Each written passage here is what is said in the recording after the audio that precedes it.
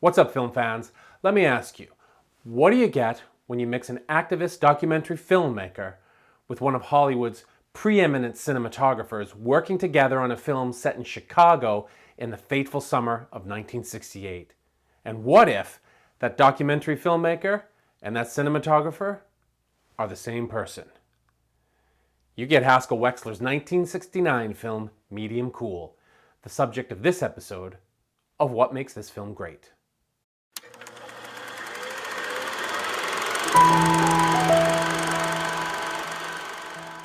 Medium Cool is a 1969 Paramount film that was written, directed, and shot by Haskell Wexler.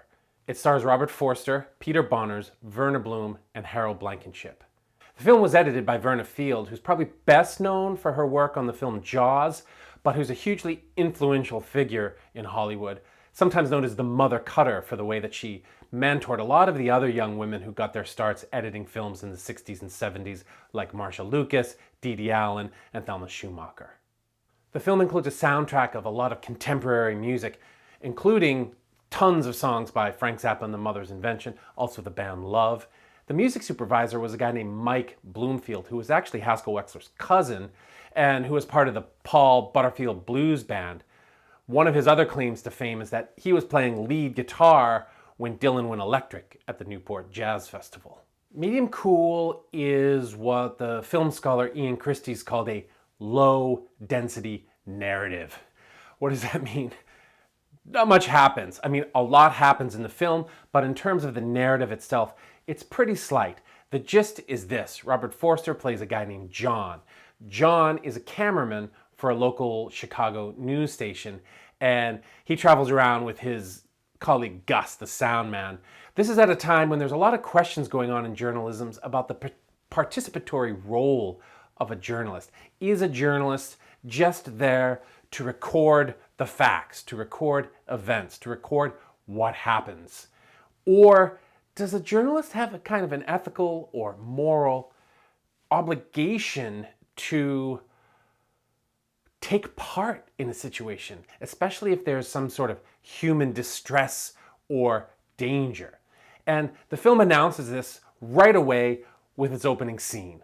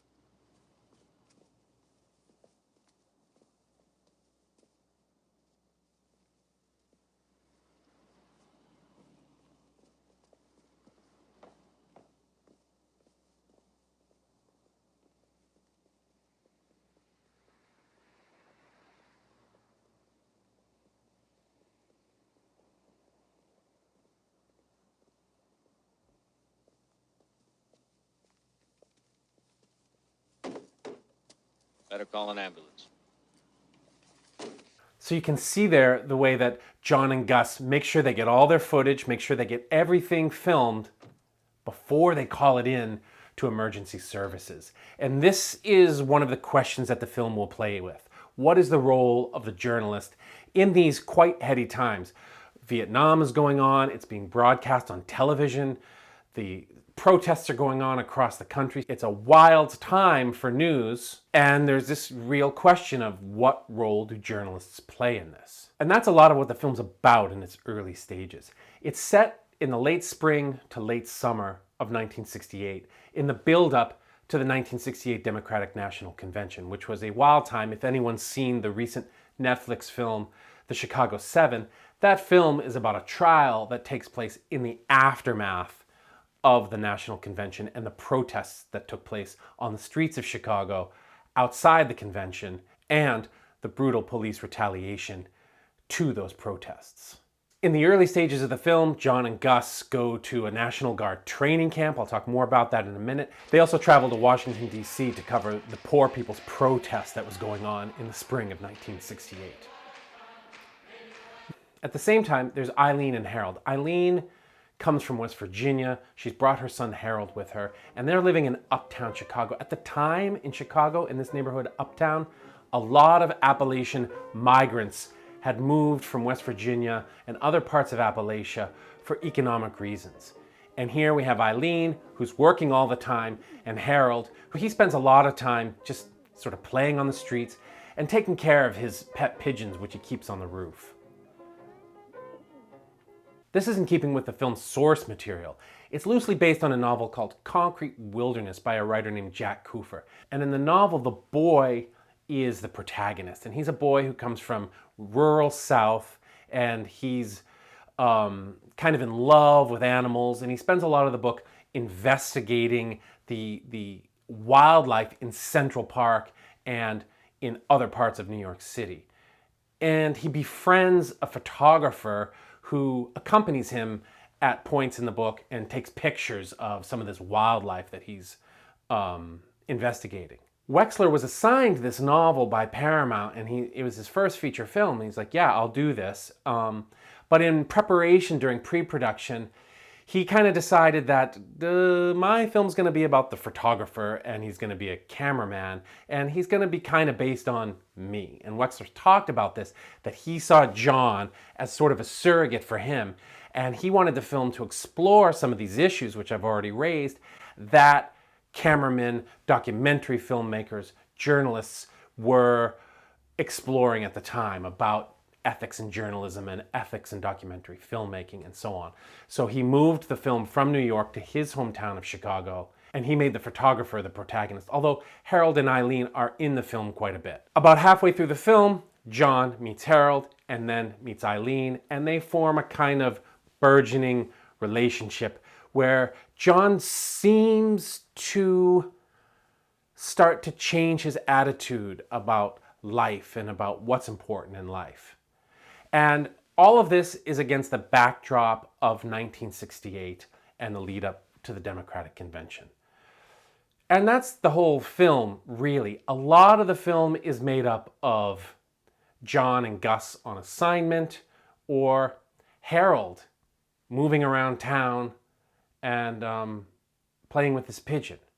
So this is what Christie means when he calls it a low-density narrative. Not a lot happens in terms of the protagonist's narrative development. There's not a lot of character arcs and huge problems or hurdles like you might find in the conventional Hollywood script. What makes the film interesting and why it's such an important document of its era is that during pre-production, Wexler decided to make what we might call a hybrid film. He was going to film the fictional story of John and Harold and Eileen and so on, but he was going to film it against the backdrop of real events, documentary style. So as I mentioned in the intro, Haskell Wexler was a documentarian throughout his career. He's often best known for his work as a cinematographer, but he made documentaries from the early 60s up until just a couple years before his death in 2015. And he in the 60s, he was a part of this sort of direct cinema movement. You might be more familiar with a term like cinema verite, but it was this movement that was based on or developed out of the availability of handheld cameras and the development of quartz syncing for sound, which meant that the camera no longer had to be connected to the sound recorder. And he brought that aesthetic and that practice to Medium Cool. Medium Cool is filled on an Eclair handheld camera. You see John using one throughout the film, but he's being filmed by Haskell Wexler with a similar kind of a camera. And Wexler decided to give the film this sort of verite feeling. He was going to film it against real events. So a lot of what we see in the film is real. It's not staged. For example, let's have a look at this scene when John and Gus go to a National Guard training camp where the guardsmen are preparing for deployment to Chicago later that summer. Those are real National Guardsmen. That was a real training exercise. The people in plain clothes are also National Guardsmen, and they were doing exercises to prepare for the protests that they knew were coming in Chicago. So while we're looking at John and Gus, while the camera's trained on them, that's fiction. They're not real Chicago newsmen. And when the camera is on the guardsmen, that's documentary. We're actually watching the National Guardsmen training for deployment later that summer. And when John and Gus and the guardsmen are on camera together or on screen together, there's a blending here of documentary and fiction. This is where the idea of a hybrid film comes from. And the film is full of this stuff. When John and Gus go out to Washington, D.C. to the Poor People's March and to Resurrection City, that is Resurrection City that was built on the mall in Washington. Those people that we see on screen are the protesters who were out in Washington for the Poor People's Protest in the spring of '68. So the film, again, includes its fictional element and its documentary element at the same time. And a lot of us think, oh, fiction films, feature films, those are fake. Those aren't real. Those are actors and sets and so on. It's not real. Documentaries, that's real. Those are real people. These are events that actually happened and so on. One of the questions that preoccupied filmmakers in the 60s is the distinction between these two types of films that clear?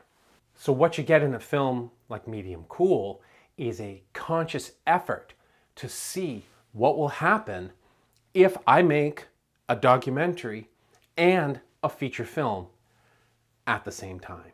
In addition to the big set pieces, it's funny to call them set pieces, things that happened in real life, you also get little snapshots of life, like this appearance here of Jesse Jackson. When they were making the film, they actually went to a bunch of Jesse Jackson rallies. This was in 1968, just after the assassination of Martin Luther King, and Jackson was a rising star in the civil rights movement.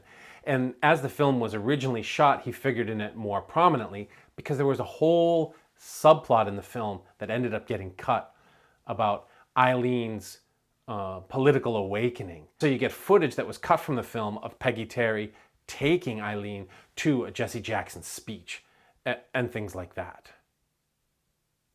Again, an example of fiction. Eileen is a character played by Verna Bloom, and reality, Peggy Terry playing Peggy Terry, attempting to radicalize Eileen as she radicalized so many people in Chicago. There are times in the film when these efforts to blend reality, documentary reality, and fiction can be somewhat unnerving. There's a constructed nature to it that seems real and fake at the same time. And it's alienating in a way because you know that what you're watching is this highly constructed blend of reality and fiction. Or let's say reality as it happened and a constructed reality. There's a great scene in the film that happens in the kitchen of a restaurant. I would hope now that the California primary is finished, now that these primaries are over, that we can now concentrate on having a dialogue or a debate, I hope, between the Vice President and perhaps myself on what direction we want to go in the United States.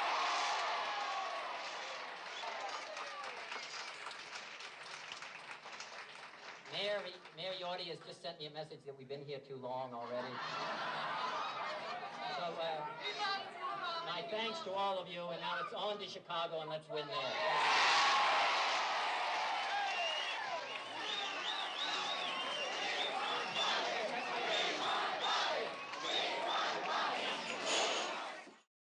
What you're hearing there is the actual broadcast of Robert Kennedy's last speech, moments before he's shot, in the kitchen of a restaurant in California. What you're seeing is not that kitchen. That's a kitchen somewhere else in Chicago. And so what you're hearing is real. That was really Robert Kennedy giving that speech. Now let's go on to Chicago and win this thing. He's talking about the upcoming Democratic convention. And then he leaves the stage, goes into a kitchen, and he's shot. And here we're watching it as these kitchen workers go about their business as if they're listening to it on the radio. Now, that wasn't captured live. That was filmed later. But it's filmed in such a documentary style that it looks real, but you know it's not real. But the Kennedy that you're hearing is real, and it creates this kind of wavering dialogue between the reality of Kennedy's situation, the reality of the location of Kennedy's situation, and the reconstructed nature or constructed nature of what we're looking at on screen. And the film does that a lot. It's pulling at this boundary between fiction and reality. And that can leave the viewer wondering a little bit, what's happening? Like, what am I supposed to think about this? Am I supposed to believe that this is real, or do they know that I know that it's not real? And then what am I supposed to be thinking, you know? And you can get caught up in this kind of circle of, oh my God, man, what's reality here? But the film's doing that to you on purpose. It wants you to be asking those questions. And Wexler knew beforehand that there would be protests at the convention. Wexler was involved in the civil rights movement. He had ties to political protest movements and organizations. So he knew, I mean, a lot of people knew, but he knew that these protests were going to be going on. And so he planned for some of the film to take place against the backdrop of those. And what happens is Harold one day runs off right as the protests are happening. He's just off playing, but Eileen gets nervous and she wanders through Chicago. And so the film, the narrative, is following Eileen as she's looking for her son. She just happens to be looking for her son as the Chicago protests and riots are happening. So when we see police hit somebody, that's real. Those are not actors. And then when we hear this,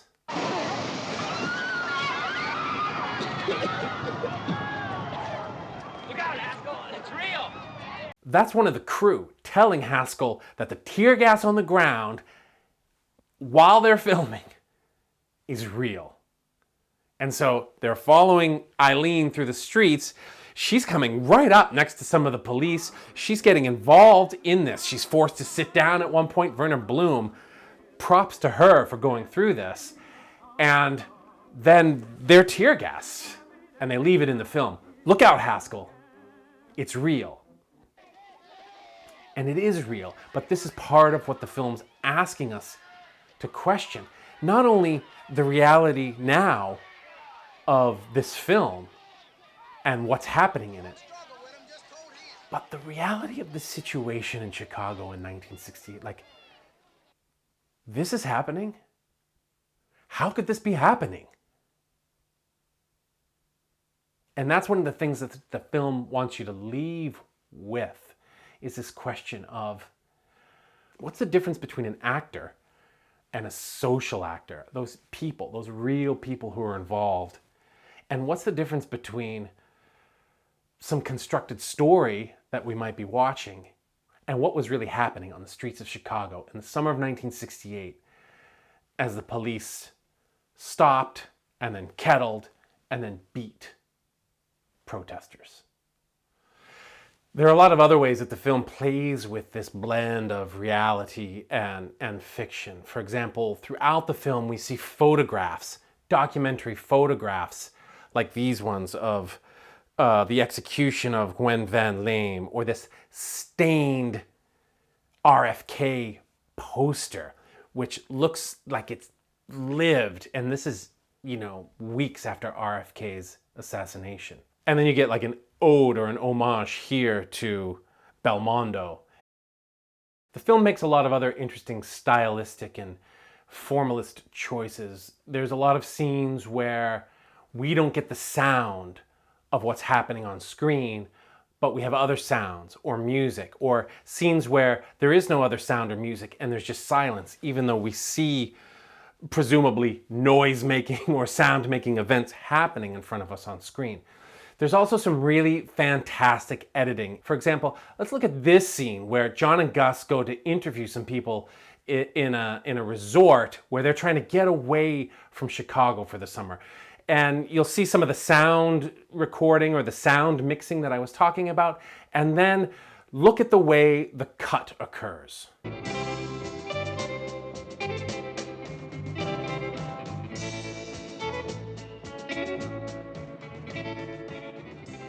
What are your plans for the summer? This, which will be a very political summer and possibly a very hot one. Oh, well, now, let's not get into politics. Well, we always go up to our place up in Ontario, up in Canada. Is a place called Deborah. That's D-E-S. It's French. It's not like the girl's name. And, well, about this time of year, we always start looking forward to getting away from the city and the crowds and the heat and the people. It's very primitive up there. I think sometimes it's good for the soul, don't you, to get away from civilization, so to speak. Don't you think so?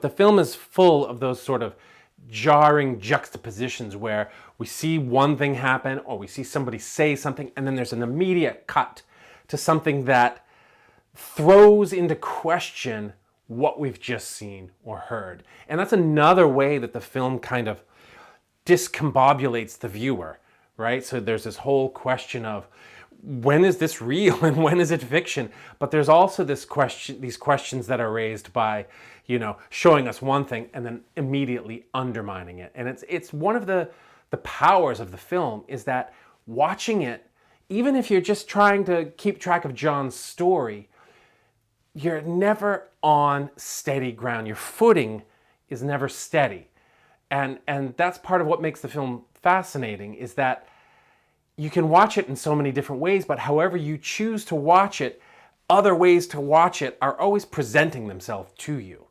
And so it keeps you trying to get on your guard, but it never fully lets you get there.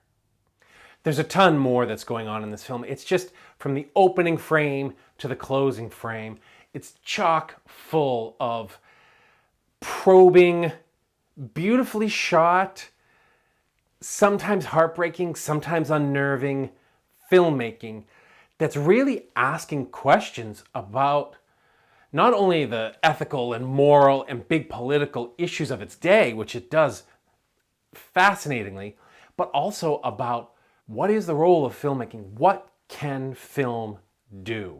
And it asks those questions with such honesty and integrity, especially in that it doesn't give us any answers, which no film could, but it doesn't try to force feed us some final maxim about the role of filmmaking, the role of journalism, the role of documentary.